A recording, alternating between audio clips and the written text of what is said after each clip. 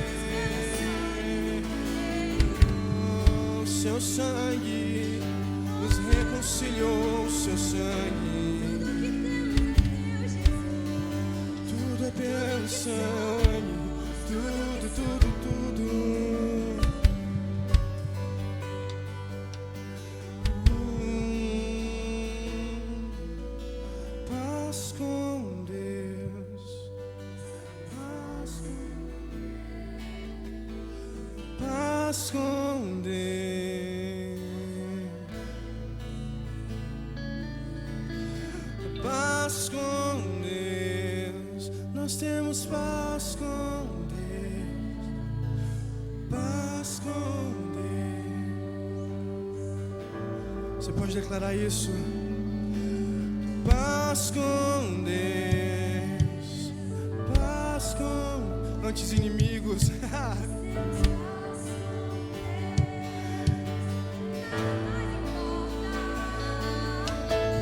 Paz com Deus, nós temos paz com Deus, nós temos paz com Deus. Paz, nós temos paz com Deus, paz com Deus, nós temos paz com Deus.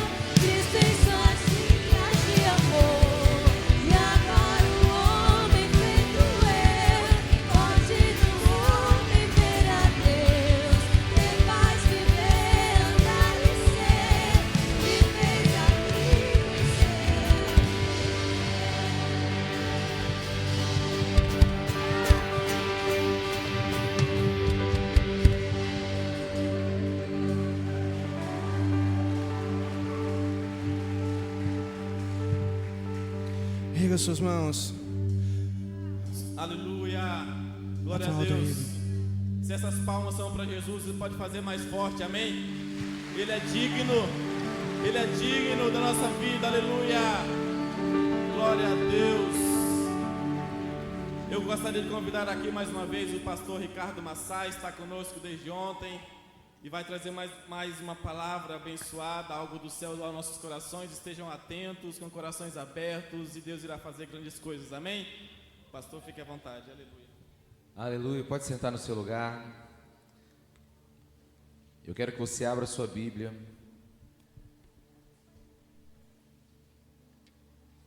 em Atos capítulo 7. E eu queria pedir uma coisa, assim, a gente vai precisar estar junto aqui agora para a gente ter coragem de viver essa mensagem.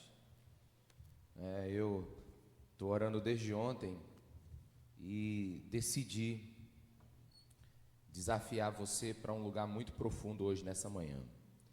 E aí, se a gente puder ficar juntinho aqui no meio, quem puder estar lá atrás, aqui, vim aqui para junto aqui para a gente poder estar conversando, porque mais do que ouvir a palavra de Deus, eu quero hoje olhar para você. Quero olhar para você. Então, assim, se a gente puder ficar juntinho, eu agradeço, se isso não for incômodo para você. Eu quero que você imagine a seguinte situação: você está chegando no cinema e você chegou da metade do filme para frente. Na verdade, você está chegando no final do filme e o mocinho está morrendo. E você se pergunta, por que ele está morrendo? Mas ele é tão gente boa. Mas também, por que ele não luta? Ele parece alguém tão legal. Você não conhece exatamente a história, mas você não entende os motivos. Mas por algum momento você diz assim: esse filme não é bom, porque esse rapaz não podia morrer. Essa morte não é boa. Essa morte não é o que eu queria ver nesse filme. Pois é, o texto que eu vou ler para você vai te dar essa impressão. Mas eu preciso te explicar o que significa isso. Porque se você entender, nós vamos sair daqui completamente fascinados por Jesus Cristo de Nazaré. A palavra de Deus em Atos capítulo 7, versículo 59 diz assim: enquanto apedrejavam Estevão, este orava: Senhor Jesus, recebe o meu espírito. Então caiu de joelhos e bradou: Senhor, não os consideres culpados deste pecado. E tendo dito isso, adormeceu. A pergunta que eu faço quando eu leio um texto como esse, porque eu não leio a Bíblia simplesmente rapidamente passando por ela. A pergunta que eu faço quando eu leio um texto como esse é: o que havia na cabeça de homens como Estevão e de outros milhares de homens que não se levantaram contra Jesus porque seguiram a ele? O que havia na cabeça dos mártires que não entra na nossa cabeça hoje como igreja? Ou melhor, qual é a diferença entre a igreja de Atos e a igreja que nós vivemos hoje? Por falta de conhecimento e por falta de até uma comparação lúcida, a gente percebe uma imensa diferença entre os cristãos daquele tempo e nós hoje.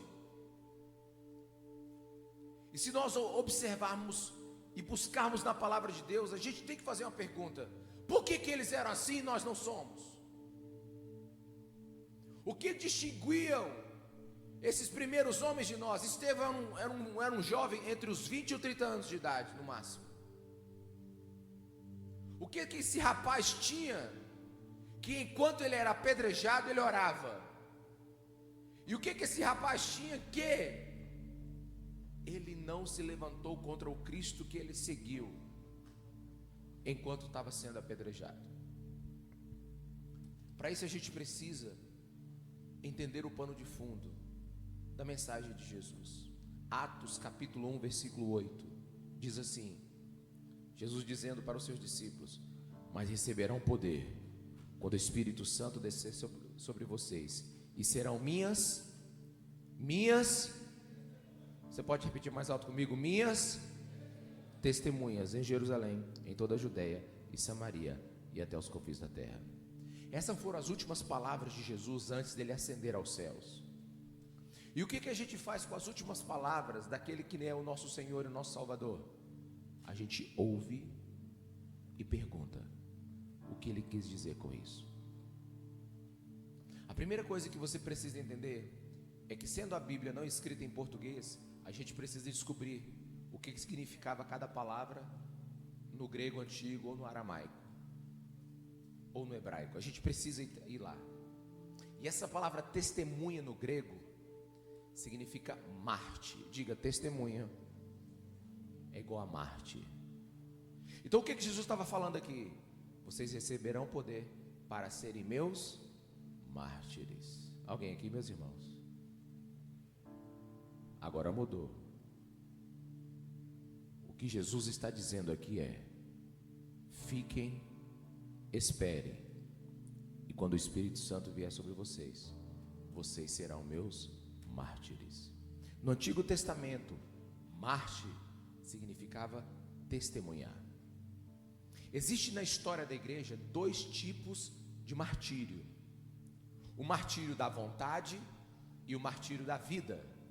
O martírio da vontade e o martírio da não vida. Por exemplo, Estevão morreu para a sua vontade e morreu de fato. O apóstolo João morreu para a sua vontade, mas temos todas as evidências que ele morreu de causas naturais. Em outras palavras, existem testemunhas que escolheram viver para Cristo e foram mortas. E existem testemunhas que escolheram viver para Cristo e viveram.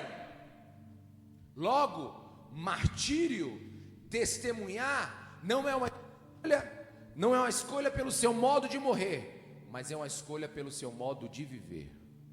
Vamos lá? Fica comigo aqui. Martírio não é uma escolha pelo modo de morrer, é uma escolha pelo modo de viver. Mais uma vez, não há morte para Cristo se antes não houve vida para Cristo.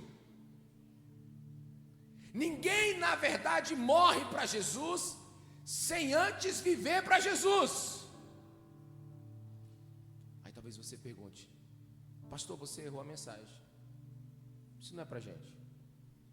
Isso é para os missionários que estão lá no Oriente Médio, lá na China, lá na Coreia do Norte. Não, irmãos, deixa eu explicar direitinho. Isso aqui é para nós hoje. para os cristãos da China, ou Coreia do Norte, ou qualquer lugar, ou para Palmas, ou para Imperatriz, isso é para nós hoje, porque o maior problema do cristianismo não são os cristãos que estão morrendo por Cristo. Esses estão cumprindo o seu papel. Vamos lá, igreja. Vamos lá. Sai do raso, vem comigo. O problema desse mundo não são os que estão morrendo para Cristo agora. O problema desse mundo são os que não estão vivendo para Cristo. Porque aqueles que estão morrendo, só estão morrendo para Cristo porque estão vivendo para Cristo. Vamos lá. São os que não estão vivendo, é que não estão testemunhando. O cristianismo relevante é a junção entre a mensagem correta e a vida correta. Hoje temos um cristianismo que não tem poder para vencer pecados cotidianos. Mentira, fornicação, adultério, etc. Como é que o nosso cristianismo vai gerar mártires? Vai gerar testemunhas? Lembro da minha juventude que saiu uma camisa no sex até casar. Eu não sei se chegou aqui. Há muitos anos atrás. Todos os universitários de Imperatriz botaram que eram da nossa igreja, colocaram essa camisa no sex até casar. E a faculdade caiu em cima deles. Mas eles se manteram firmes. E alguns foram questionados: você não vai fazer sexo até casar? Não, eu vou casar virgem. Sabe, e houve até movimentos dentro da sociedade, dentro da própria faculdade sobre isso. Mas a gente precisa entender é que onde é que estão esses que darão a cara para testemunhar de Jesus? Sabe, e não precisa de um estádio cheio, nós só precisamos de alguns que entendam isso. Porque enquanto você não entender isso, você não pode ler comigo com todo o coração Filipenses 1:21. Porque para mim viver é Cristo e morrer é lucro. Você já percebeu que a Bíblia é um livro radical? Que a Bíblia não é um devocionalzinho de começo da manhã, onde você faz se sentir bem? A Bíblia não é uma caixinha de promessas, daquela que você escolhe todo dia uma promessa e você lê lá, nossa, que coisa boa. Não, quando você pega a Bíblia inteira, ela te coloca em algumas circunstâncias que você precisa sim questionar se você está vivendo a vontade de Deus. Somente se pode dizer morrer é lucro, se antes poder dizer que viver é Cristo. Paulo está dizendo: quanto mais meu amor por Jesus aumentava, menos a minha vontade de viver existia. Quantos estão entendendo? Diga aqui. Paulo está dizendo assim, quanto mais eu desejo Cristo, menos essa terra faz sentido. Mas espera aí, pastor, como é que pode alguém ser importante para a terra se ele está desejando tanto o céu? Esses que são os perigosos. Os homens que mais desejam os céus são os homens que mais, tocam essa terra, porque eles não têm medo de perder nada. Eles são intocáveis, eles não têm nada que perder, eles não têm vergonha, eles não têm casa, porque a casa deles é futura, eles não têm cidade, porque a cidade deles é a Nova Jerusalém, eles não são habitantes dessa terra, porque eles estão em Cristo. O homem mais perigoso que existe para essa terra é o homem que deseja o céu. Por isso que a gente não está falando da superioridade da vida sobre a morte, não, mas da superioridade de Cristo sobre tudo. Preste atenção, Atos 5:40. Eles foram convencidos pelo discurso de Gamaliel, chamaram os apóstolos e mandaram açoitá-los. Eles estavam vivendo o evangelho, eles estavam pregando o evangelho, e eles foram açoitados. Você sabe o que é açoitado naquele tempo? É com um chicote chamado azorrague. Na ponta dele tinha osso, na ponta dele tinha pedras, e na medida que ele arrebentava nas costas de alguém, ele arrancava a pele e inclusive alguns ossos. Então era isso que estava acontecendo com os apóstolos naquele momento. Depois de serem açoitados, ordenaram-lhes que não falassem no nome de Jesus, e os deixariam sair em liberdade. Versículo 41. Os apóstolos saíram do sinédrio alegres. Alguém pode entender isso, por favor, meus irmãos? alegres. Você já saiu alguma vez alegre de ter apanhado? Você já saiu alguma vez alegre por ter sido perseguido? Por ter dito que você era um cristão careta? Por ter dito que você era um otário porque você está guardando a sua vida em pureza para o casamento? Pois é, eles saíram alegres por ter sido considerados dignos, de falar digno, de serem humilhados por causa do nome. Vamos lá, gente. Eles se sentiram alegres porque foram humilhados por causa do Deus que eles estavam seguindo. Você não está entendendo isso, não? Acabaram de chamar você de quadrado. Acabaram de chamar de você de jurássico, de idiota, porque você não aproveita essa vida. Então você dá as costas e diz: alguma coisa certa eu estou fazendo.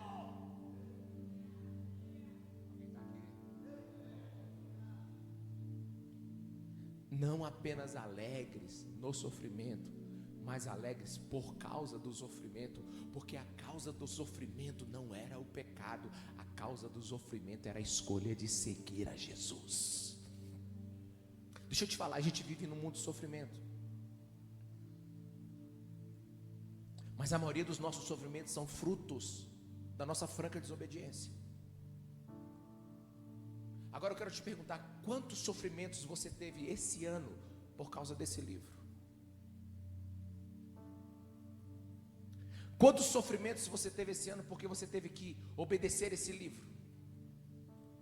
Quantos sofrimentos você teve esse ano porque teve que renunciar à sua vontade, fazer a vontade de Cristo? A maioria dos nossos sofrimentos não são porque obedecemos, meus irmãos. A maioria dos nossos sofrimentos são porque nós desobedecemos. Sabe por quê? Porque amamos pouco Jesus. Desprezamos a sua palavra e o seu exemplo. E agora nós temos Estevão, um jovem, sendo apedrejado. E olha lá, leia o discurso de Estevão em Atos capítulo 5 e 6 e 7. É uma das coisas mais extraordinárias. É o texto mais longo da Bíblia, depois do Sermão da Montanha. Um jovem de 29 anos defendendo a fé cristã em frente ao Sinédrio. Um jovem de 20 e poucos anos dizendo assim: olha, o problema é com vocês não entenderam os profetas, vocês estão equivocados. É como se você estivesse em frente ao Supremo Tribunal Federal e você estivesse defendendo o seu Cristo. E a Bíblia diz que eles rangiam os dentes de ódio de Estevão. Só que havia duas atmosferas naquele lugar. Enquanto eles olhavam Estevão, Estevão via Jesus. É muito diferente.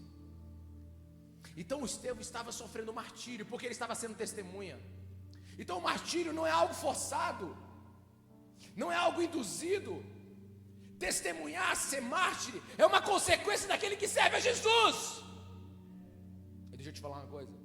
Eu não vim aqui para te dar uma comidinha leve para você ir para casa. Eu vou te dar uma feijoada tão grande que você vai ter que precisar uns 15 dias para você digerir agora. Porque o que Jesus exige de nós é que nós sejamos seus discípulos. Discípulos são aqueles que testemunham. Jesus falou para os seus discípulos: tomem a sua cruz e sigam-me. Sabe, ele não falou assim: tome a sua cruz e se transforme em homens bombas. Jesus nunca nos chamou para morrer. Jesus nos chamou para viver para a sua glória. Agora, depois que o cristão decide entregar a sua vida para Jesus, ele para de perguntar, porque ele assinou um cheque em branco. Ele foi como Abraão: Abraão, sai da tua terra e da tua parentela. Para onde? Abraão, só sai. Bota a tua mala dentro desse ônibus, pega toda os seus móveis, coloca dentro desse caminhão e acelera. Para onde? Vai, Abraão, o resto é comigo. Mas a gente quer todas as respostas. Cristão não decide o que fazer com a sua vida. ele entrega a sua vida para Jesus e confia. Deus não te chama para morrer, fica tranquilo. Deus te chama para viver para Ele. Porque martírio não é morrer para Cristo. Martírio é viver para Cristo. Até porque Deus não quer um sacrifício morto. Alguém está aqui, irmãos? Ele quer um sacrifício vivo. Romanos 12. Portanto, irmãos, rogo-vos pela misericórdia de Deus que se ofereçam em sacrifício vivo. Diga vivo. Santo e agradável a Deus. Este é o culto racional de vocês. Eu gosto muito dessa palavra, santo e agradável. Do jeito de Deus. Aí o texto depois continua, né? Não se conforme com esse século, mas transforme pela renovação da vossa mente, para que vocês possam experimentar o quê? Boa, agradável, vontade, não a sua. Amém? Amém? É porque a gente lê texto pensando só na gente. A gente só pensa na gente. Porque se eu agradar a Deus, se eu mudar a minha mente, a vida vai ser boa, agradável e perfeita para mim. Não, a vida vai ser boa e agradável e perfeita porque a vontade de Deus vai estar sobre a sua vida. Aleluia. Você pode ter pouca idade, mas você vai entender isso pelo Espírito. Então Jesus está nos chamando para ser testemunhas. E o maior erro do cristianismo é querer separar, seguir a Jesus e tomar a sua cruz. Não tem jeito. Olha, dá uma olhadinha aqui no seu ombro. Se não tiver marca de cruz, é porque você não é cristão. Se no teu ombro não tiver marca de cruz, é porque você não é cristão. Se a tua vida com Cristo não lhe custa nada, é porque você não é cristão. O evangelho que não lhe custa, não é o evangelho que entrou na sua vida ainda. Porque o evangelho não dá, irmãos. O evangelho tira. O evangelho acaba com o velho homem e faz um novo homem nascer. Sabe qual é o culto bom? O culto bom é aquele que mata. Aleluia, irmão, está feliz aí? Culto bom é um assassinato do velho eu. Culto bom é que você entra pensando na sua vida e você sai só pensando em agradar Jesus. Na verdade, o culto bom é aquele que você sai em crise. Culto que todo mundo sai sorrindo, tem algum problema. O culto bom é aquele que você sai aqui e quando você entra nesse mundo, você diz assim: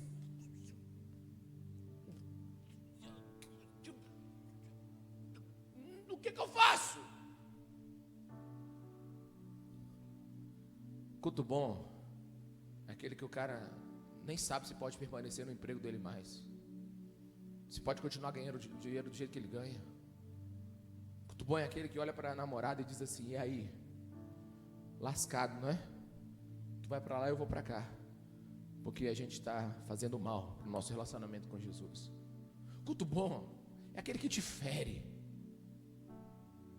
Não há seguidores de Jesus sem marca de cruz.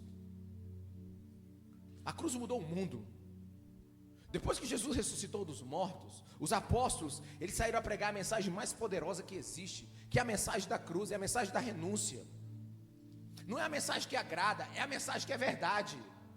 Foi essa mensagem que transformou Saulo em Paulo, que mudou homens, sabe, completamente rebeldes em santos, sacudiu a escravidão, sabe, das religiões, trouxe liberdade, mudou o mundo inteiro, sabe. Não há testemunha no mundo sem uma vida de cruz, sabe. Havia algo tão poderoso no testemunho dos primeiros cristãos, que eles eram 25 mil, 100 anos depois de Cristo, e eram 20 milhões, 310 anos depois de Cristo. Ou seja, esses 25 mil cristãos, em 200 anos, se transformaram em 20 milhões. Alguém está entendendo aqui? Você está entendendo o que eu estou falando aqui?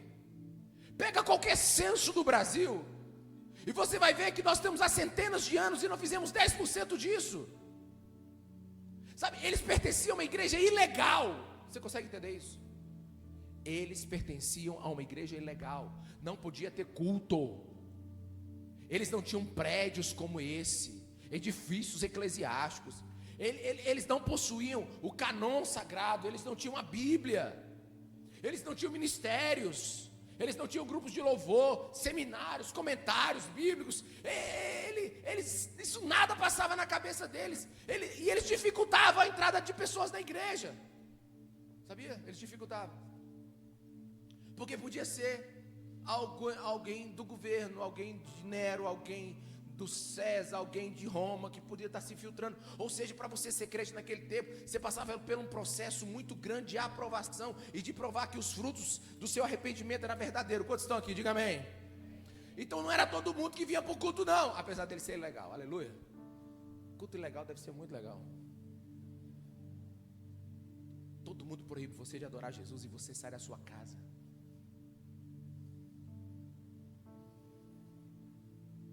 E entra numa esquina. Aí o cara diz, está limpo.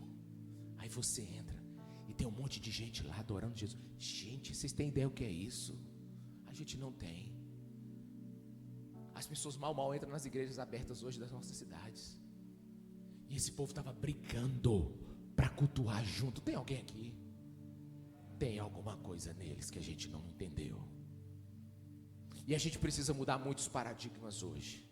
E eu quero te ajudar com isso. Precisa ter uma mentalidade nova na nossa cabeça agora sobre o que é ser cristão. Deixa eu te falar uma coisa. Estevão nunca planejou a sua morte. O martírio nunca deve ser planejado. Eu vou morrer para Jesus. Não. Por outro lado, ele não pode ser evitado. Especialmente quando ele é fruto de uma vida comprometida com Cristo. O que eu quero dizer? Eu quero te dizer que uma vida comprometida com Cristo, deixa eu te avisar logo, depois do teu pastor aqui, ele te ajuda a caminhar. Uma vida comprometida com Cristo não vai ser fácil. Uma vida comprometida com Cristo vai te colocar no caminho estreito, até porque é isso que Jesus disse: largo é o caminho, tem uma multidão indo pelo caminho largo. Deixa eu te falar, onde a multidão está, não é onde Jesus está. Jesus está no caminho estreito.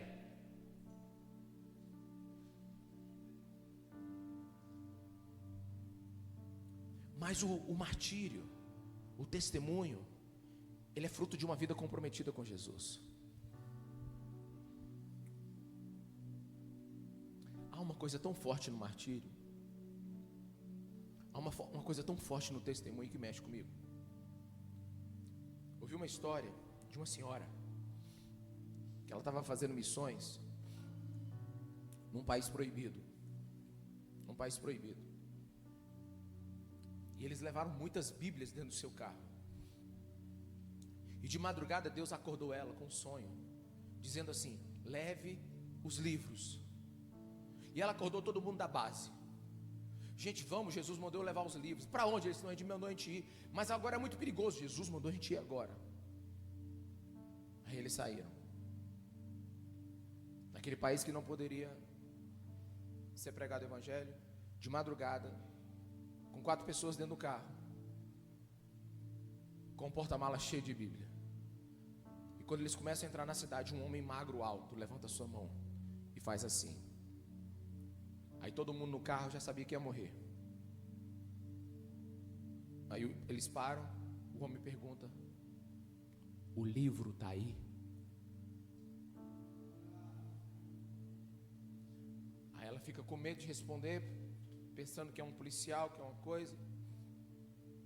Aí ela diz assim: tá sim. Ele diz: me mostra. Aí então ela abre o porta-mala do carro, e aquele homem pega a Bíblia e começa a abraçar e chorar. Aí depois, rapidamente, eles pegam o carro, escondem o carro, pegam os livros, levam para casa desse homem. E ela pergunta assim: mas por que você estava esperando a gente aí exatamente nessa noite? Correndo o risco de ser preso, correndo o risco de morrer. Ele disse: é porque Deus me disse há 10 anos atrás que numa madrugada eu encontraria aqueles que estariam trazendo o livro.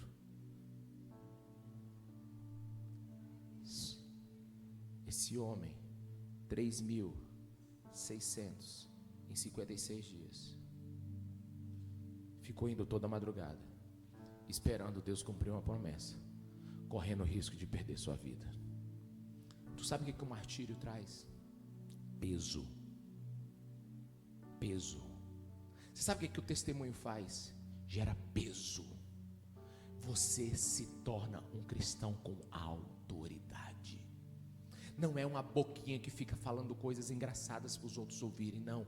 É uma palavra que traz os céus na terra. O peso de glória de Deus vem sobre onde você está.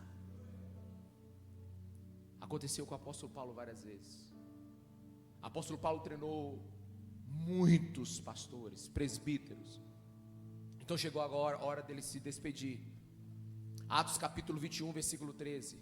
Me acompanhe na sua Bíblia. Então Paulo respondeu: por que vocês estão chorando e partindo do meu coração? Porque Paulo acaba de receber uma profecia que ele vai morrer.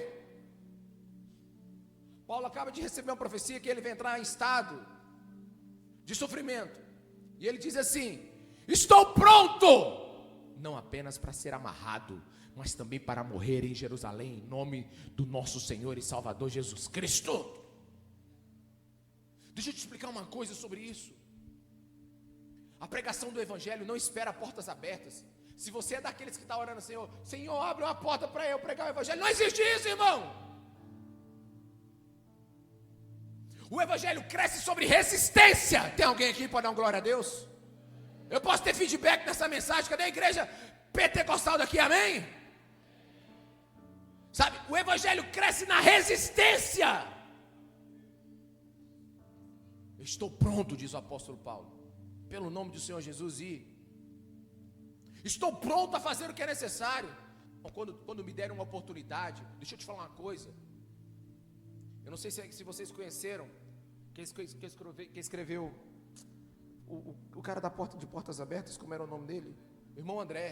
O irmão André, ele falou assim, ó, nas últimas mensagens dele, antes dele morrer: olha, quem quiser entrar nos países não alcançados, eu sei como colocar vocês lá, eu só não sei como tirar. Tá bom para você? Eu vou dar tempo para você assimilar aí, vai. Quem quer pregar o evangelho no país não alcançado? Eu só consigo colocar você lá. E para voltar?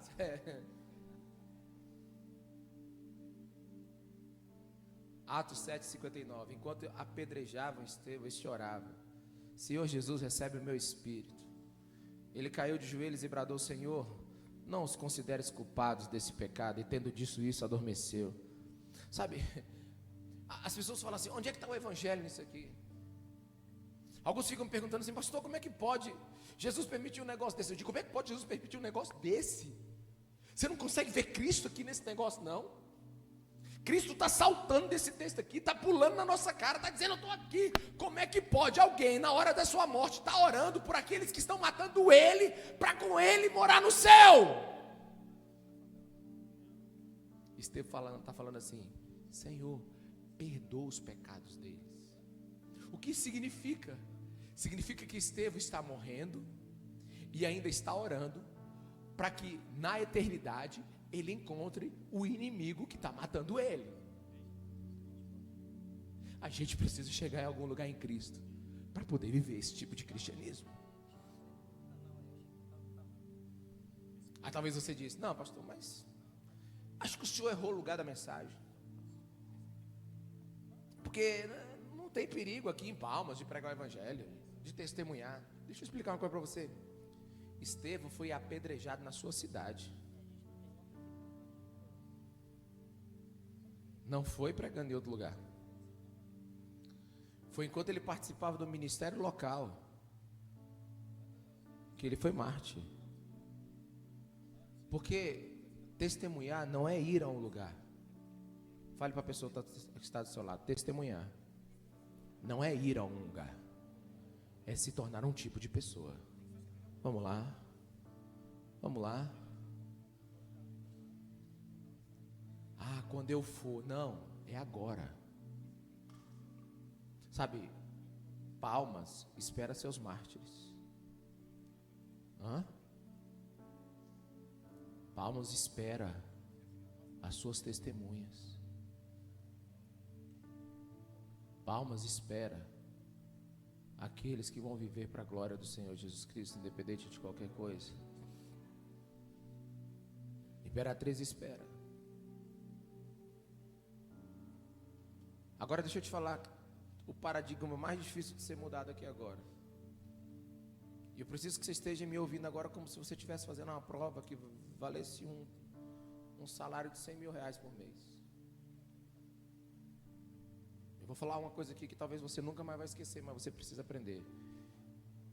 Quando a gente se torna testemunha de Jesus, Ele não se preocupa com a sua não morte.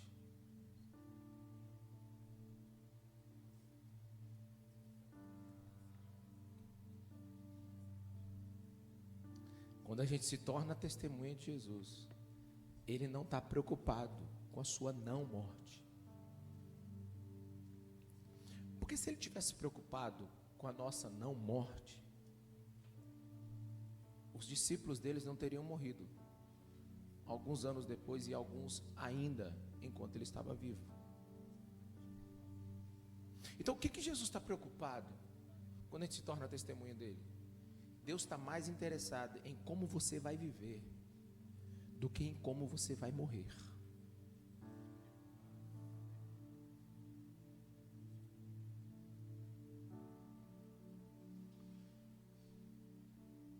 Deus está mais interessado em como você vai viver do que em como você vai morrer. Porque para Jesus a morte não é uma interrupção. Vamos lá, gente. Eu sei que é profundo, mas joga a boia aí, sai do fundo, vamos. A morte não é uma interrupção. A morte para o cristão é um dos vários momentos da sua vida com Cristo. Dá só um amém para dizer que você entendeu. O Espírito vai te revelar. Não está preocupado Cristo com o que vai acontecer com você, se você vai viver o que Ele quer que você vive. Porque agora isso aqui é difícil, viu? Jesus não nos salvou. Jesus não nos salvou para nos livrar da morte, mas para nos livrar de uma vida, de uma existência sem vida. Jesus, Ele não nos salvou para que você morra bem. Jesus nos salvou para que você viva muito bem. Jesus nos salvou para nos livrar de uma vida insignificante, de uma vida vazia de propósito. Atos 7, versículo 58. Arrastaram-no para fora da cidade e começaram a apedrejá-lo. As testemunhas deixaram seus mantos aos pés de um jovem chamado Saulo. Enquanto apedrejavam Estevão, este orava: Senhor Jesus, recebe o meu espírito. Então caiu de joelhos e bradou: Senhor, não os consideres culpados deste pecado. E tendo dito isso, adormeceu. Deixa eu te falar, o trágico momento se transforma num momento onde a vida de Estevão atinge o seu clímax. Sabe, o clímax da sua existência. Esse momento do Estevão é o clímax da sua existência. É o máximo da vida de Estevão. E você vai entender isso já já. Vontade de já dar o spoiler, mas não posso. É o máximo da vida de Estevão. Esse rapaz chegou ao nível máximo da sua vida nos 20 anos de idade. Não precisamos nos preocupar e como ou quando a gente vai morrer. A gente está preocupado é que quando a morte chegar, a gente esteja vivendo a vida correta. A gente esteja vivendo aquilo que Deus tem para nós. Atos 7:55. Mas Estevão, cheio do Espírito Santo, levantou os olhos para o céu. Por favor, entra nesse versículo comigo. Tem uma experiência agora sobrenatural com esse versículo comigo. Levantou os olhos para o céu e viu a glória de Deus e Jesus em pé à direita de Deus. e disse: vejo os céus abertos e o Filho do Homem em pé à direita de Deus. Eu não sei você, mas eu queria ter esse momento na minha vida. Eu queria tanto poder, em um segundo, olhar para os céus e não ver as nuvens, não ver o azul do céu, mas ver o meu Senhor em pé me olhando. Você sabe o que Jesus estava fazendo naquela hora? Em pé. É um único texto na Bíblia que você vai ver Jesus em pé. Talvez eu pregue hoje Apocalipse capítulo 5, e você vai ver que Jesus está sentado no trono. Ele está sentado no trono, ele reina. Existe um ponto fixo no universo chamado Cristo assentado no trono. Existe um lugar onde nada se move se não for da sua vontade. O mundo pode estar do jeito que você pensar, imaginar. Você pode analisar toda a questão global agora, mas Jesus Cristo está sentado no trono e Ele está dizendo: está tudo sob o meu domínio.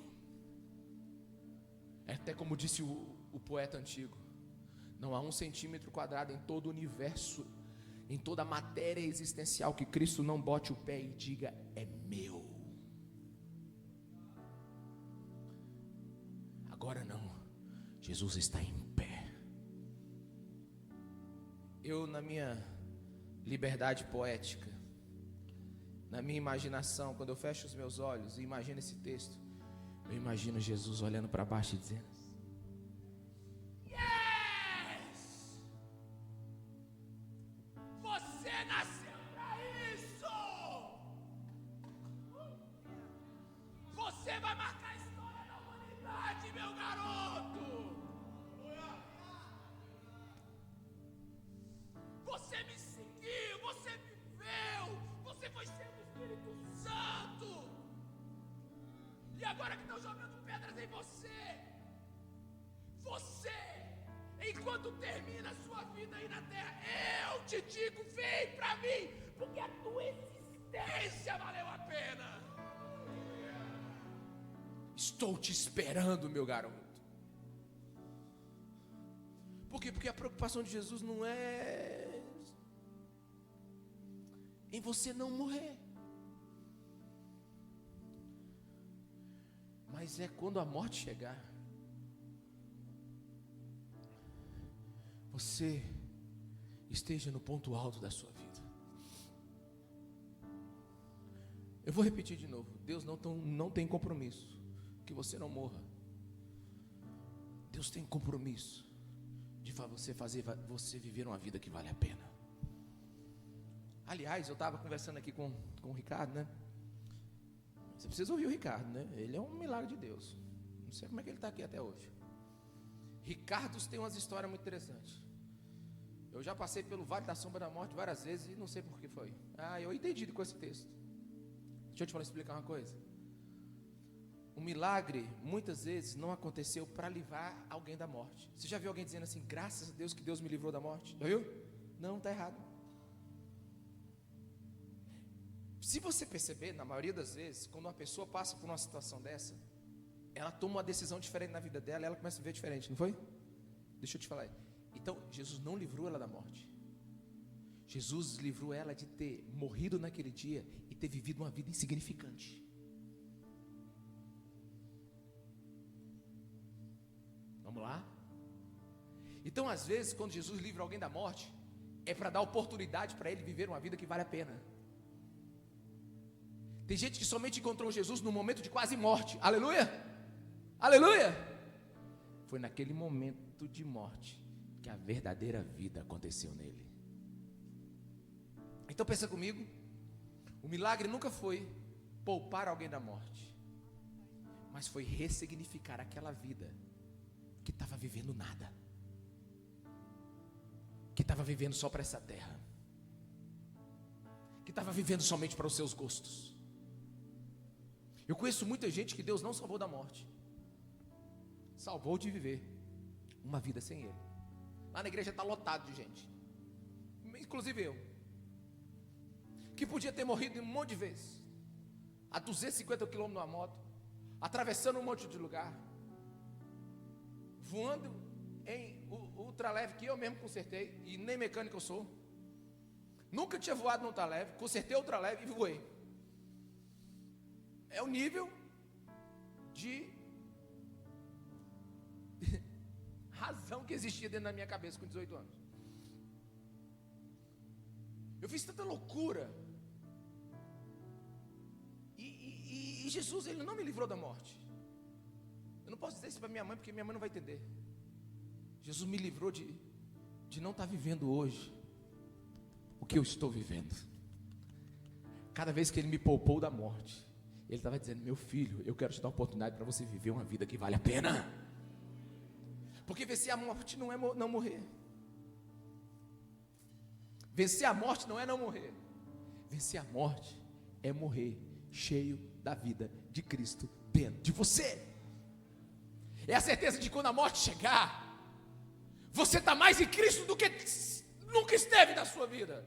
E lembra que eu não estou falando de martírio para morrer. Eu estou falando de martírio para viver. Testemunha. Estevão tinha certeza da sua morte, mas absurda convicção da sua vida. Alguém está aqui, meus irmãos? Não era porque Estevão estava cheio do Espírito Santo que ele tinha certeza que não ia morrer. Já viu, tem gente que fica tão cheio do Espírito Santo que acha que nada vai acontecer com ele. Não existe isso, isso é falsa religião. Existem pessoas que estão tão cheias do Espírito Santo que não importa o que vai acontecer, elas estão com Cristo. Na verdade, elas tocam a eternidade ainda na terra. Sabe, é mais ou menos como João na ilha de Patmos. Ora ele está em Patmos, ora ele está no céu. Já viu um negócio desse? Eu estava em Patmos quando de repente vi uma porta aberta e Jesus já estou no céu. Sabe, é esse mundo que o cristão vive, essa intersecção, é esse lugar onde céus e terra se encontram o tempo todo. Isso é uma percepção do reino de Deus. Mas é porque ele era cheio do Espírito Santo, Estevão, que tendo a certeza que ia morrer, ele poderia viver como nunca naquela hora. A maior vitória que Jesus nos dá não é a que nós nunca vamos morrer, mas é a que a gente pode enfrentar a morte em paz. Se prepara para esse ensino bíblico aqui. Não fique preocupado com a sua morte. Esteja completamente preocupado com a sua vida que você está tendo agora. Pastor, mas eu só tenho 15 anos. Não tem problema. A cada 6 segundos morre uma pessoa. A gente não sabe nem se chega em casa hoje. Você está correndo risco de vida agora. Agora faça a sua vida valer a pena. Não jogue a sua vida fora. E como é que a gente faz para o cristão não jogar a sua vida fora? Ele não está preocupado quando ele vai morrer. Ele está preocupado se ele vai viver hoje. Pois só... meus irmãos, nossa. Jesus, ajuda a gente a entender isso. Pois a gente só encontra a vida antes da morte. Não dá para encontrar a vida depois da morte.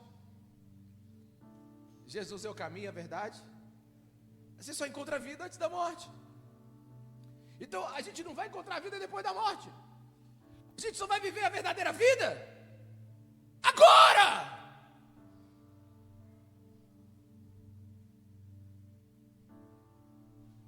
Ninguém pode parar um cristão que está vivendo agora. Sabe, Apocalipse 1:9 diz assim: eu, João, irmão e companheiro de vocês no sofrimento. Deixa eu ler esse texto direito, bota aí para mim, Apocalipse 1:9. Me acompanha aí, guerreiro, liga o turbo. Eu, irmão, vosso companheiro na tribulação. Olha só que coisa linda. Aleluia. Não é no churrasco não. É porque a gente lê a Bíblia tão rápido que a gente não percebe as coisas. E aí, meus irmãos da tribulação, a graça e a paz do Senhor Jesus. Você não está entendendo. No reino e na perseverança em Jesus. Estava na ilha de Patmos por causa da palavra de Deus e do testemunho de Jesus. Veja a ênfase de João. Onde eu estou hoje porque seguia Jesus. Olha, observe, ele não reclama. Ele não disse que foi injusto, que Deus o abandonou. Ele não amaldiçoou seus inimigos, César, não. Ele testemunha. Aleluia. Apóstolo Paulo em Efésios diz assim: eu, prisioneiro de Cristo. Apóstolo Paulo em Filipenses capítulo 1 está preso, a igreja está preocupada. Ele diz: vocês estão preocupados com o que, gente? A guarda pretoriana agora está conhecendo o evangelho todinho, porque eles têm que ficar do meu lado. Alguém está aqui? 2 soldados a cada 6 horas, ou seja, era o que? 6 horas dividido por 24, 4 vezes 2, 8. Era uma congregação de 8 pessoas por dia. Tu imagina? Paulo preso a 2 caras. Deixa eu te falar, não era Paulo que estava preso dos 2 caras, eram os 2 caras que estavam presos ao Paulo, meu irmão. Você não está entendendo? Eles estavam lascados, porque Paulo olhava para eles assim, e disse assim: e aí, a graça e a paz? Deixa eu te contar o que aconteceu comigo em Damasco. E o outro diz: vamos embora, vai. Vocês têm que cuidar de mim, né? Eu vi Cristo ressuscitado. Deus acabou de me revelar que a tua mãe está ruim, deixa eu orar por você. Você numa guerra, machucou o joelho, deixa eu orar pelo teu joelho. Deixa eu te contar o que aconteceu, o que a história conta. A história conta que a guarda pretoriana estava escolhendo, se voluntariando para estar com Paulo nos seus últimos dias. Você está entendendo um negócio desse, irmão? Agora é minha vez. Não, é minha vez, eu vou ficar no seu turno. Eu quero começar. Inclusive eu preciso pedir oração de Paulo. Mas se você não vê na carta de Filipenses, se você não vê na carta de Efésios, se você não vê na carta do Apocalipse, ninguém reclamando de onde está, só fica falando que eles estão lá por causa de Cristo Jesus. Sabe por quê? Porque o sofrimento não conta. Porque a revelação é grande. Deixa eu te falar uma coisa. Sabe quando é que o sofrimento se torna suportável?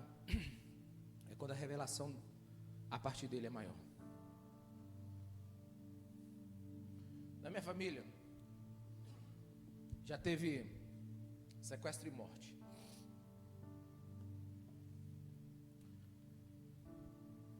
E eu não entendia nada disso. A gente já ficou cercado numa casa, me lembro como hoje. A polícia com metralhadora ficou em volta da casa. E o carro dos sequestradores pararam na frente da praça. Quando eles descobriram que a polícia estava, eles fugiram. Depois a polícia foi atrás, pegou 5 de 6.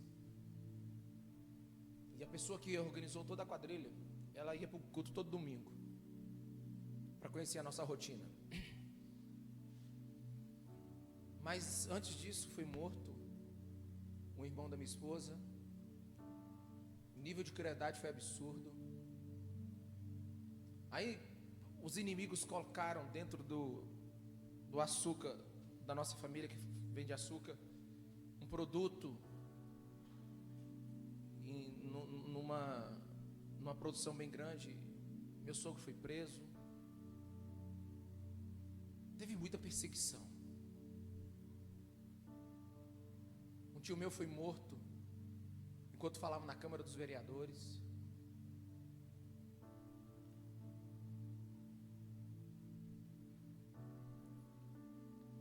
Deixa eu te falar o que isso fez comigo. Isso me fez pensar assim: esse evangelho de seguir a Jesus e tudo dá certo é uma mentira.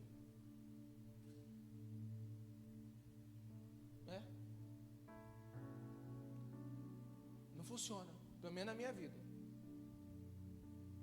Porque meu sogro é um querubim encarnado. Nunca vi uma pessoa tão boa na vida. Minha sogra é uma mulher feliz, apesar de ter perdido o filho. Minha esposa é um doce. Agora eu tinha vontade de matar todo mundo, botar para correr, passar por cima com um caminhão, o que sobrar lá dar ré, sabe? Convocar alguns, amarrar eles e fazer o que eles fizeram com a gente. Eu era esse tipo de gente, mas fica tranquilo, eu mudei. Você sabe o que os anos me fizeram? Me fizeram ir à Bíblia. Eu descobri que a gente não tem que se preocupar como a gente vai viver, como a gente vai morrer. A gente tem que se preocupar como a gente vai viver.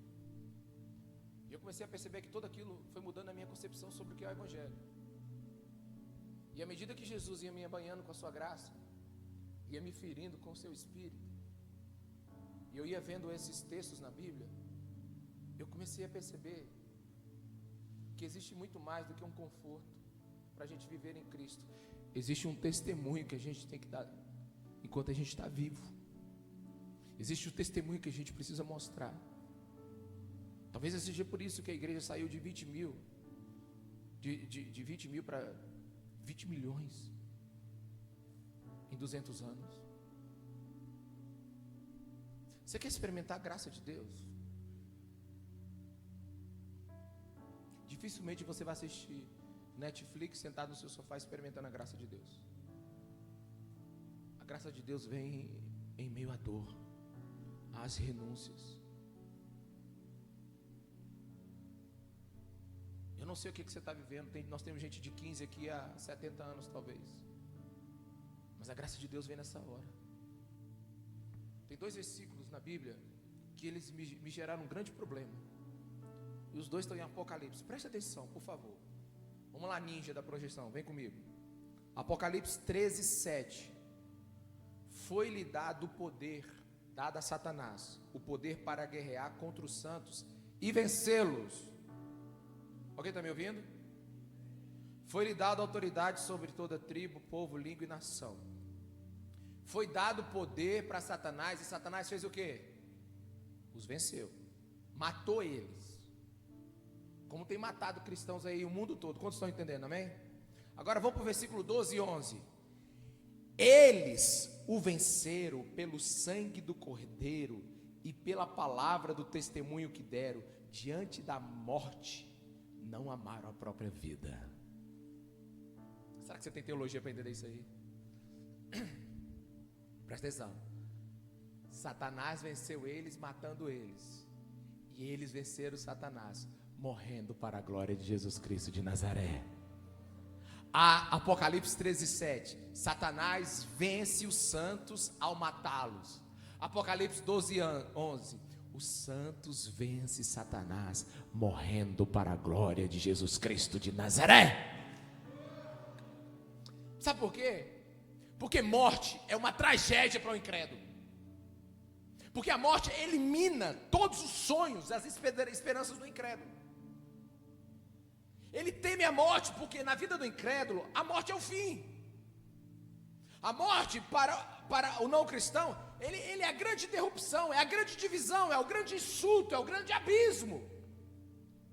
Só que enquanto apedrejavam Estevão, este orava: Senhor Jesus, recebe o meu espírito, recebe o meu. Sabe o que acontece isso? Preste atenção, isso que entre revelação na sua vida aqui, porque você vai ficar com 250 quilos de fé.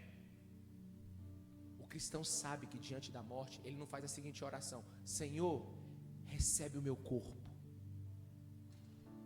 Alguém aqui? Você sabe o que o cristão faz diante da morte? Senhor, recebe o meu espírito. Sabe por quê? Porque o cristão sabe que vai viver para toda eternidade. E é por isso que ele testemunha. É por isso que ele larga tudo e vai para o interior do Nordeste. É por isso que ele larga tudo e vai para a África. Talvez você fale assim: meu Deus, como é que a pessoa sai daqui? Foi para a América do Norte, foi para a América do Sul, foi para a América de sei lá das quantas. Ele foi lá para o Afeganistão, ele foi lá para o Cazaquistão, ele foi lá para a Jordânia, ele foi lá para a Coreia do Norte. Como é que essa pessoa foi? Você não está entendendo como é que ela foi? Ela foi porque sabe que ela não vai entregar o corpo dela para Jesus, ela vai entregar o Espírito. Esse é o homem mais perigoso que existe na terra. É o homem que nada para ele, é o homem que nem a morte para ele. É o cristão que tem os céus dentro dele. Sabe, tem um texto que acho que eu já falei ele aqui algumas vezes, mas eu preciso repetir. A Bíblia diz em Romanos 8,36 que nós somos mais do que vencedores. Esse é um dos textos mais mal interpretados da Bíblia. O que é vencedor? É o que ganha. Ontem no final do teatro, colocaram a medalha e tudo que a Raíssa fez isso. Você sabe que a Raíssa é lá de Imperatriz, né? Ela vai lá na nossa igreja, é gente como a gente, viu? É outra das coisas que depois eu venho pregar aqui, sobre a maldição da celebridade dentro da igreja. Esse é outro assunto, né? Aí a Raicinha fez aquele negócio todo lá, todo mundo ficou feliz e tal, maravilha, beleza. Ela venceu, ela conquistou. Agora, o que é ser mais do que vencedor? É vencer 2 vezes? Não, é bicampeão. Deixa eu te explicar uma coisa sobre o que a Bíblia diz que é ser mais que vencedor. Depois você vê o contexto desse texto.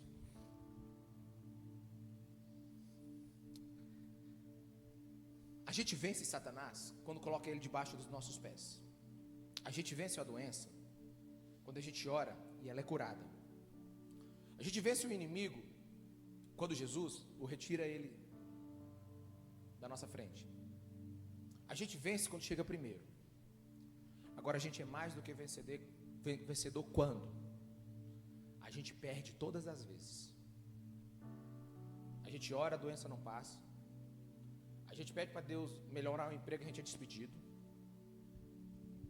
A gente fala assim: Senhor, eu tirei 2 em matemática, aí no próximo você tira 0. Senhor, faz esse namoro dar certo. Aí que leva fora. Tudo dá errado, ok? O mais do que vencedor é quando tudo dando errado, você se levanta em fé no meio da tribulação, como nunca levantou. E mesmo a doença não, sabe, mesmo você não vencendo a doença não vence a sua fé. Mesmo Deus não melhorando a sua vida, ainda assim você o ama ainda mais. Esse é o mais do que vencedor. Tu já foi visitar um irmão que estava em pior situação que você e você saiu de lá aleluiado? Quem já foi assim? Pois é, está precisando. Pastor, quando tiver uma situação difícil, manda o juventude toda, 1 a 1. Sabe, tem uma irmã lá no interior do Maranhão, que ela tem câncer no rosto. Acho que, não sei se vocês conhecem o testemunho dela. O pastor Ribi já botou aqui, né? Pois é. Eles contaram quando ele tentou tirar a célula dela? Contaram para vocês? Eu vou lembrar aqui. Quem não conhece essa história? Ok, maioria, 90%. O pastor Ribinha foi lá, a mulher estava com câncer pela 4ª ou 5ª vez. Ela não tem esse rosto, é tudo fundo. Ela tinha 4 células. Aí ela tinha que voltar na quimioterapia, aquele negócio todo. Aí o pastor Ribinha foi lá, né? O pastor Ribinha chegou lá, né? Bateu na porta.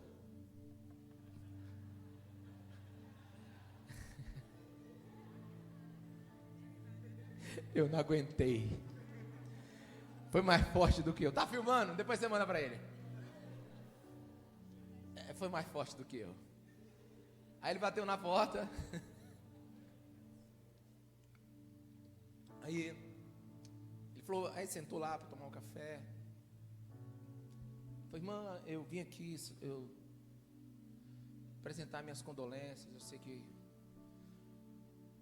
o câncer voltou e eu sei que a senhora vai voltar toda a operação. E eu vim aqui para dizer que eu vou ficar com as 4 células que a senhora tem e vou ficar cuidando delas, tá bom? Ela olhou para ele assim e disse assim: como é, pastor?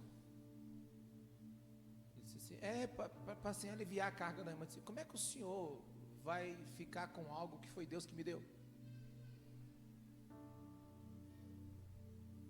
Ele disse que pegou o café, olhou para o café. Tem um bolinho aí, irmã? Sabe por quê? Isso é ser mais do que vencedor. É que mesmo você não vencendo o inimigo te torna ainda mais amigo de Deus. Quando o martírio parece uma derrota, é ali que o vencedor de Cristo é iluminado. Mesmo a despeito de tudo que aconteça, ainda assim eu me torno uma pessoa de fé. Confiar que qualquer sofrimento, perda ou qualquer coisa que vier contra mim só vai me afiar para eu me tornar um melhor instrumento para a glória de Jesus. Deixa eu te falar, um vencedor na Bíblia não é quem vive ou quem morre, é quem testemunha. Vamos lá. Pastor, tudo isso me parece muito radical. muito exagerado.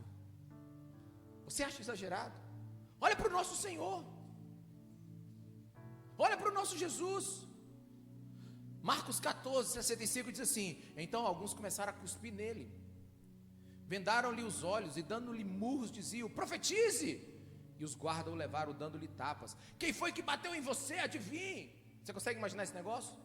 Jesus ali, cuspindo nele, o Filho de Deus, o Eterno, o Todo-Poderoso, o El Shaddai, aquele que criou todas as coisas pela força da sua palavra, aquele que está ordenando que toda a matéria agora mantenha a sua existência, aquele que dá calor ao sol, aquele que mantém as estrelas nos seus lugares, aquele que dá ordem no mar, aquele que decide qual a folha do Amazonas agora, das florestas do Amazonas está caindo, quantos cabelos tem no seu cabelo, quantas areias tem lá nos lençóis marenses, aquele que está decidindo se o seu coração bate ou não agora, se o sangue corre ou não pelas suas veias, ele está sendo cuspido.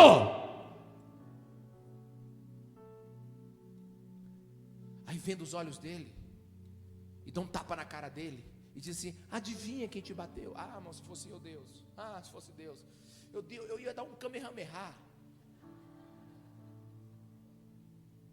eu ia dar um Hadouken tão grande nesse soldado.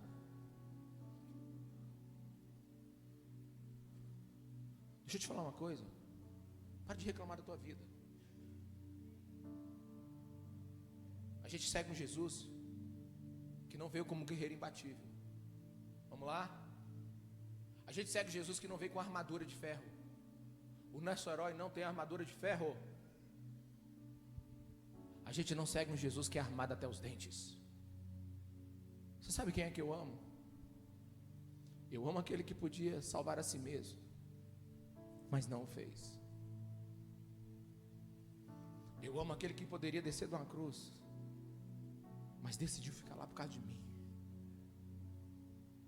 Quem poderia imaginar que o Criador do universo teria sua carne rasgada por pregos romanos? Que o Espírito lhe enche agora, lhe ensine. Jesus não venceu a morte não morrendo. Jesus venceu a morte morrendo.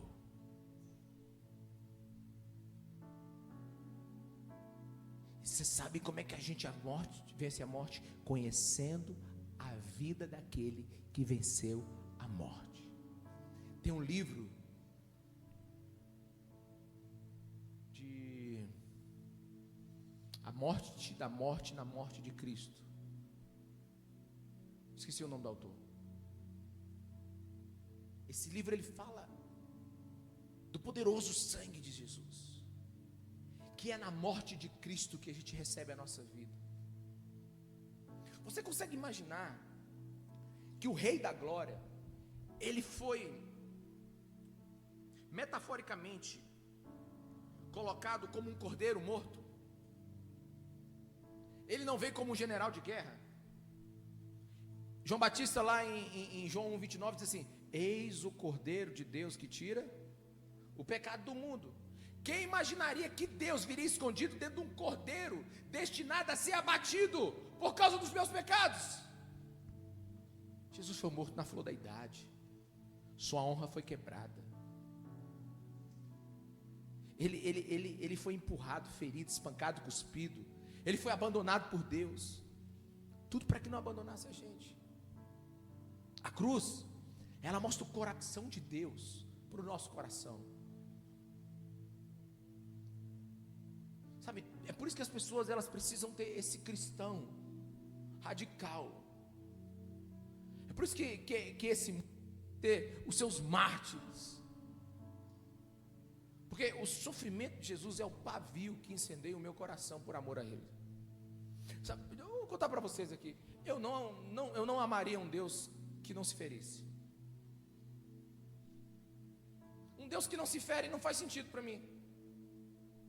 É Deus. Ele está mais do que fazendo sua obrigação. É ser onipotente.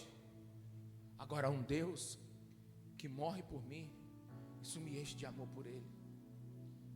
Sabe, o cristianismo, ele se distingue pela loucura da morte do seu fundador. Como pode Deus morrer?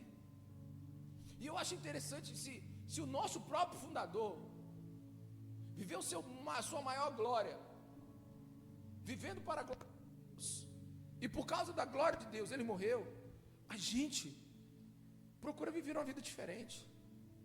Eu não fui transformado por um sistema ético, eu não fui transformado por um sistema moral, eu não estou num clube de gente que quer andar certinha, eu não sou pastor de uma instituição que quer consertar o Brasil através da boa educação, da política, da saúde, e não que isso não tenha o seu valor, não.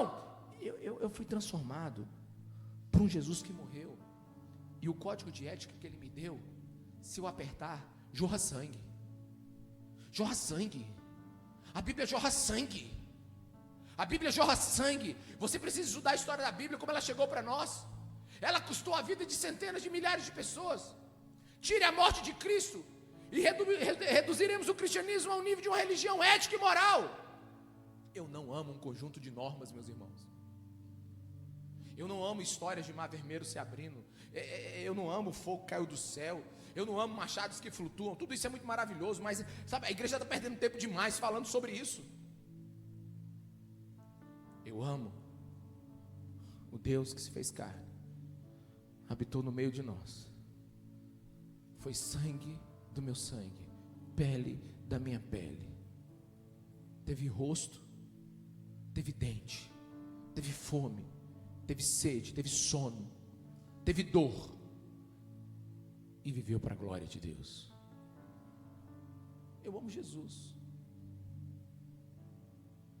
Sem Ele ainda estaria procurando propósito.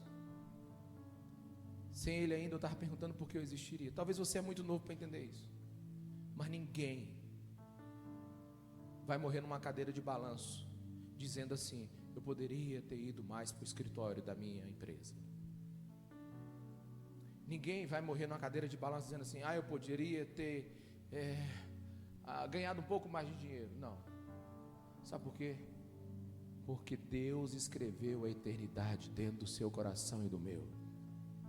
Nós somos seres insaciáveis. Somos aqueles que são chamados para viver para a glória de Jesus.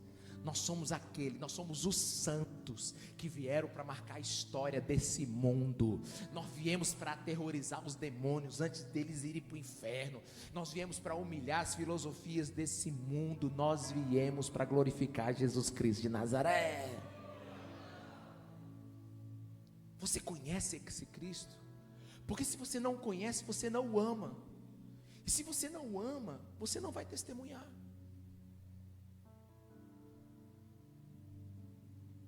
Às vezes eu acho que a gente está vivendo abaixo da linha da pobreza espiritual do reino de Deus, se contentando com cultos bons e não saindo daqui arrastados de paixão por Jesus.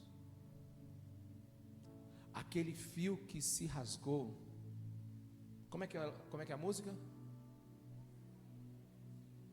Aquele fio que se rompeu da minha alma até a Deus, o sangue santo costurou Cristo em suas linhas de amor. Deixa eu te falar uma coisa: você jamais voltaria para Deus se não fosse por causa de Jesus Cristo de Nazaré.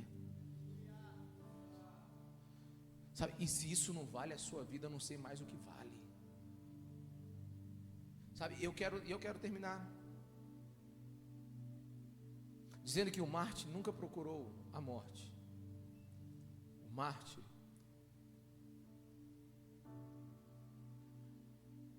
ele sempre procurou o seu amor.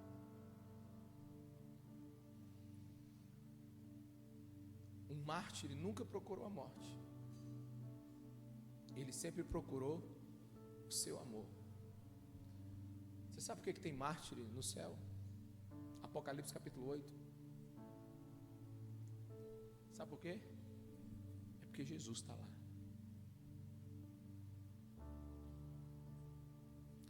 Porque se Jesus estivesse no inferno, o mártir iria para o inferno primeiro. É por isso que Moisés disse: não me dê a terra prometida se o Senhor não for comigo. Êxodo capítulo 33. Se o Senhor não for comigo, eu fico nesse deserto. Eu prefiro um deserto com Cristo do que um céu com um anjo.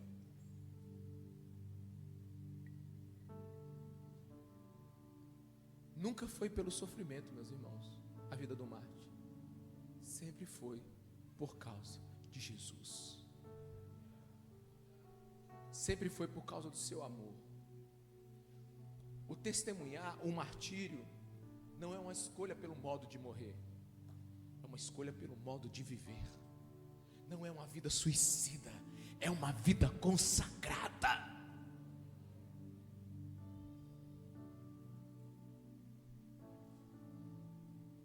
Um personal Hamlet de Shakespeare, falando sobre a morte, ele diz o seguinte: terra incógnita, de cujas fronteiras nenhum viajante retorna. Shakespeare errou feio. Deixa eu te falar, a morte não é uma terra incógnita, e de lá sim, muitos voltarão. Alguém voltou da morte. Jesus destruiu a morte. 1 Coríntios 15, 54. Ó morte, onde está, ó morte, a sua vitória? Onde está, ó morte, o seu aguilhão? Cadê você, sua desgraçada? Você acha que você vai parar a igreja?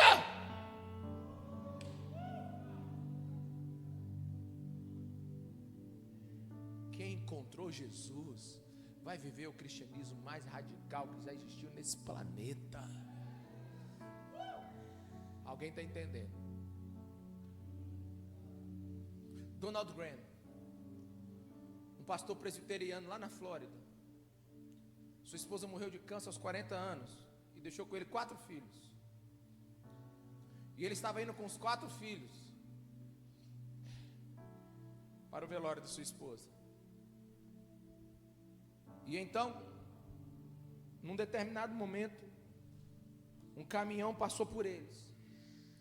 E o sol estava se pondo lá. E o caminhão passou aqui, e o carro estava aqui. Então o caminhão passou lentamente por eles e fez uma sombra sobre eles. Nesta hora, Donald Graham, ele diz o seguinte para os seus filhos: vocês preferem ser atropelados pelo caminhão ou serem atropelados pela sombra do caminhão, como aconteceu agora? Os filhos disseram: pai, a gente prefere ser atropelado pela sombra do caminhão. Pois é, a sua mãe só foi atropelada pela sombra da morte. Ela agora está com Cristo. Lembrei de mais uma família com 3 pessoas foram para a África, no interior dos Camarões. Me lembrei de mais outra, mas vou contar essa agora. E lá eles pregaram durante 7 anos para os nativos. Ninguém se arrependeu, ninguém deixou os falsos deuses. Então a esposa morreu de malária. Então eles começaram a preparar um funeral. Pegaram uma árvore grande. O pai começou a fazer um vão na árvore para ser o caixão da esposa. E ele terminou, botou a esposa lá dentro, fez um buraco, colocou a esposa lá. E enquanto eles estavam enterrando, a filha começou a cantar. E ele começou a cantar. E todo mundo começou a se juntar em volta do funeral. E eles começaram a glorificar a Deus, eles começaram a adorar a Jesus, eles começaram a agradecer pelos anos da vida. Aquela filha cantou uma canção tão linda como aquela que foi cantada ontem, daquela que interpretou aquela irmã sem visão. Como é que é o nome daquela canção? A menina está aqui? Canta minha alma, canta ao Senhor. Sabe, eles começaram a cantar. Rende-lhe sempre ardente louvor. Canta minha alma, canta ao Senhor. Rende-lhe sempre, sempre. Não é quando tá bom não. Amém? Sempre ardente louvor. Sabe, eles começaram a cantar. E a tribo inteira foi lá ver. Aí eles enterraram e foram viver o luto lá na cabana. Poucas horas depois, o líder da tribo chega lá. Nós queremos você agora lá no nosso conselho. Ele disse: o que foi? Agora. Ele disse: não, minha esposa acabou de morrer, ser sepultada. Ele disse: agora. Você nos enganou. E o cara já saiu com medo. Aquele monte de gente do lado dele, com aqueles lanças, com aqueles arcos. E ele falou assim, aí já chamou a filha, ele disse: já morreu tua mãe, agora a gente vai também. E aí eles entraram lá, estava toda aquela reunião naquela oca grande, né? Aí o cacique lá, o líder lá falou assim: você nos enganou, você passou aqui 3 anos, você nunca nos contou que a sua fé é boa para morrer.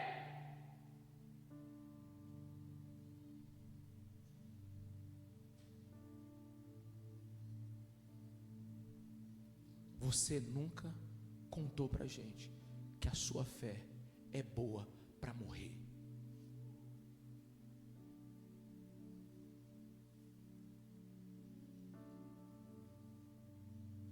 Essa é a fé que vence a morte. Essa é a fé que faz da igreja agora uma igreja desse tamanho. E quando a gente está com vergonha de evangelizar no shopping, a gente está com vergonha de botar uma camisa no sexo até casar, a gente está com vergonha de perder algum patrimônio, a gente está com vergonha de parecer ridículo em algum lugar. Deixa eu te falar, os mártires estão tornando o céu cada vez mais digno do sacrifício de Jesus Cristo de Nazaré. Um espírito estranho veio sobre a igreja hoje, que é o espírito da autoproteção. Vivemos num tempo que qualquer dor de barriga, não vou para a igreja. Choveu, apesar daqui não chover tanto, né? Não vou para a igreja. Qualquer decepção é motivo de abandono de fé. Sabe, Deus não trabalhou a meu favor, vou dar recesso na minha vida espiritual. Vai tomar vergonha, gente. Vai ser cristão de verdade. Vai olhar para Estevão. Vai olhar para os homens do passado. Vamos ler a Bíblia como ela é. Para de ficar lendo. Vou dizer,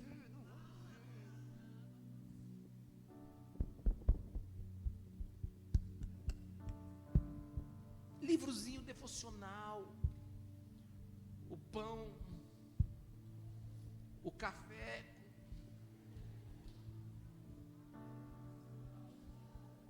vai ler Atos, vai ler Filipenses, vai ler Jeremias.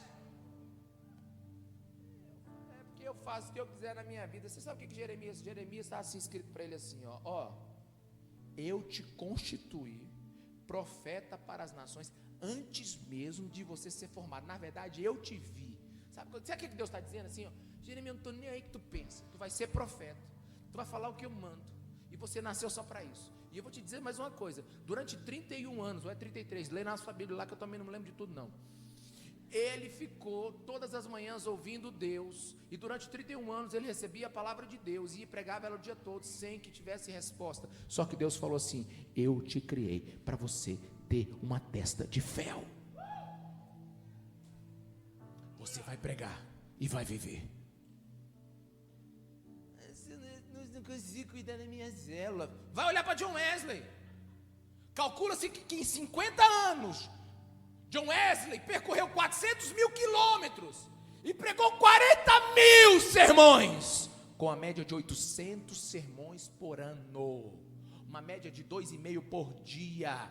E quando ele foi para a eternidade, ele valia 7 euros. Ele só tinha uma xícara, ele só tinha uns talheres, e ele só tinha a Bíblia dele. E ele deixou 1 milhão de almas para Jesus Cristo de Nazaré. Por quê? Porque aquele que acredita em Jesus fará o impossível, verá o inacreditável e viverá o sobrenatural. Pastor, por que você está pregando isso? Eu vou te dizer porque eu estou pregando isso. Eu estou te pregando isso porque a vida é um sopro. porque morrer é lucro,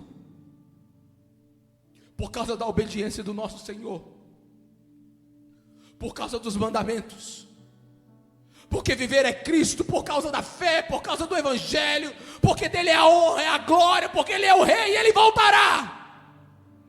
Por causa de Apocalipse 21, que a Nova Jerusalém vai descer, por causa da esperança da glória que é Ele, porque a história não acabou ainda, porque espadas serão transformadas em arados, lanças em foices, porque bombas não deveriam ser lançadas, porque Ele se fez carne e sangue no meio de nós, porque Ele disse: anuncie tudo que eu lhes disser, porque Ele continua dizendo isso, porque não há nada mais importante do que isso. Porque todas as nações, as cidades precisam ouvir isso, porque os não alcançados merecem isso, porque muitos ainda não ouviram, por causa de uma manjedoura, porque Ele se ajoelhou e lavou os nossos pés, por causa da sua graça, por causa do seu sangue derramado, por causa das profecias, por causa de Jerusalém, por causa de bendito aquele que vem, por causa de Jesus. É por isso que a gente vive isso. Não há morte para Cristo, se antes não houver vida para Cristo.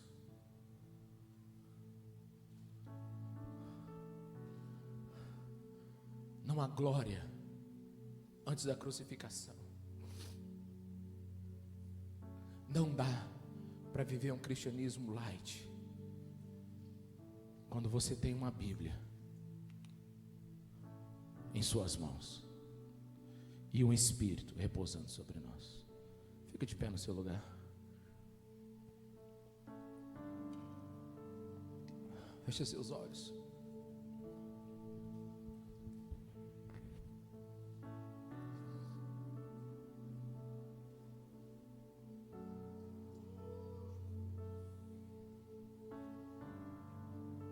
Oral Spafford, um advogado de Chicago.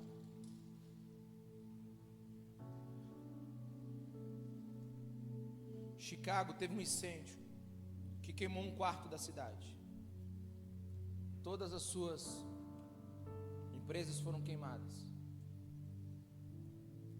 E então o evangelista Moody chamou ele para fazer uma viagem para a Europa. E ele, para ainda resolver algumas coisas da família, deixou a sua esposa e as suas 3 filhas irem no navio. E o navio afunda. Depois de 3 meses ele recebe um telegrama de sua esposa: salva, vírgula, porém só. Suas 3 filhas morreram naquele navio. Então ele pega e vai atrás da sua esposa. E aí ele passa exatamente no lugar onde o navio afundou, o cemitério das suas filhas. Aí ele compõe uma música que eu acho que todo mundo conhece aqui. Sou feliz com Jesus, sou feliz. Se paz a mais doce pudesse gozar, se dor a mais sorte sofrer. E ele começa a compor uma das músicas que tem vazado os séculos. Sabe por quê? Porque são nesses momentos que a testemunha nasceu para testemunhar, que o mártir nasceu para viver para Cristo. Sabe, e o meu chamado hoje é um chamado radical. Mas você pensa bem.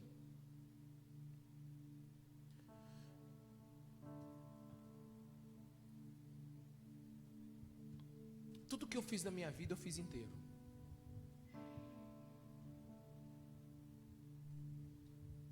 Quando eu dirigi uma moto 1100, eu queria botar 300 km por hora nela.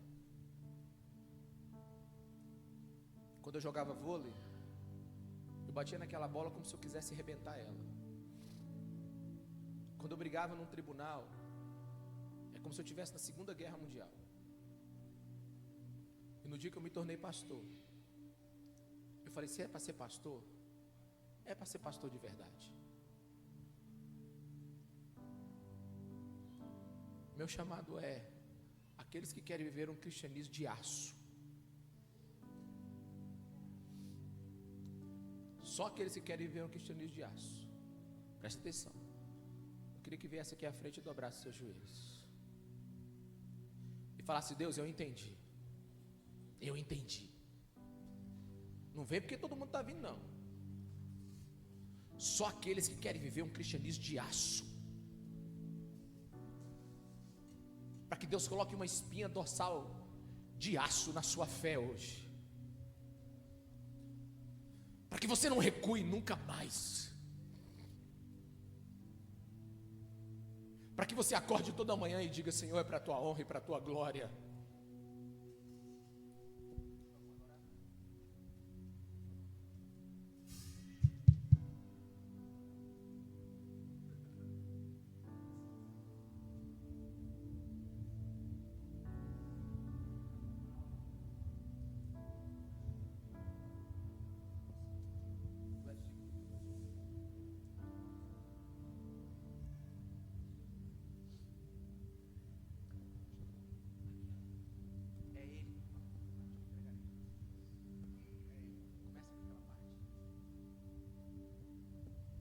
Feche seus olhos, vamos.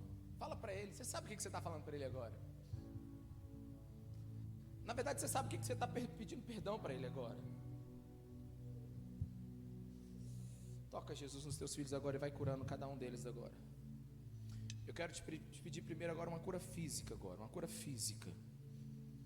Toca agora e dá uma cura física. Te peço agora também uma cura na alma agora, uma cura emocional. Toca agora. E agora eu quero te pedir, Senhor, uma cura espiritual profunda em ti. Profunda, profunda, profunda. Nós estamos te esperando, Espírito Santo. Nós estamos te esperando. Nós estamos te esperando. Nós estamos te esperando. Rei araramaço.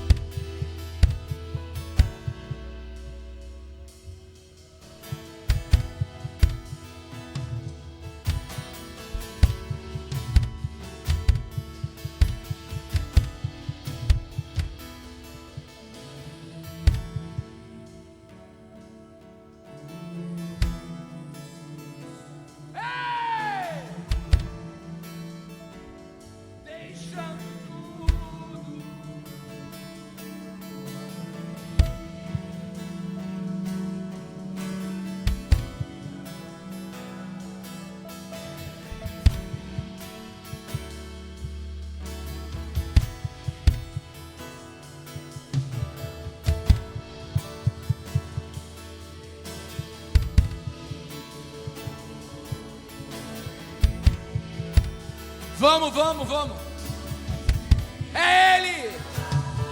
É Ele. Por Ele que eu estou gastando a minha vida.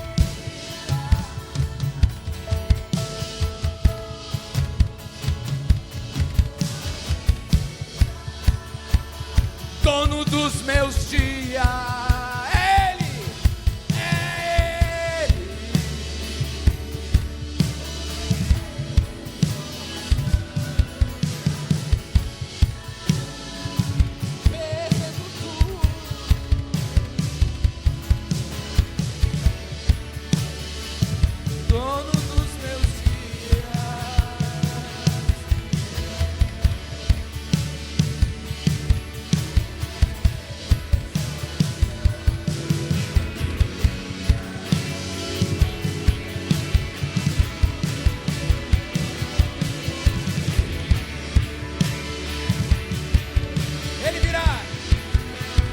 Ele virá.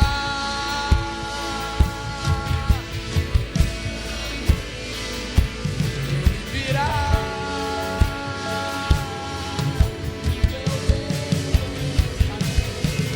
Vejam, a recompensa vem dele. A recompensa vem de Jesus.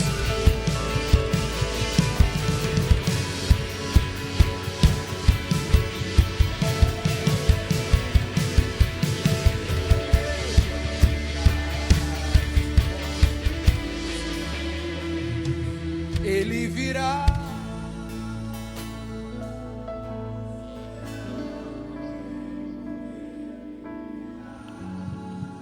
Vamos, vamos, vamos.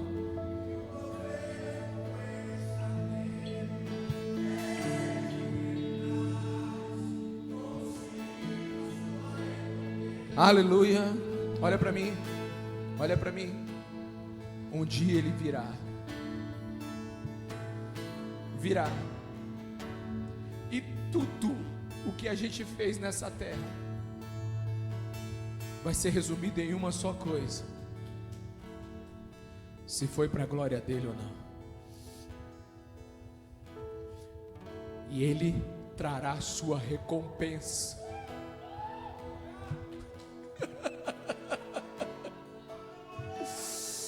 Ele trará a recompensa. Ele é a nossa recompensa.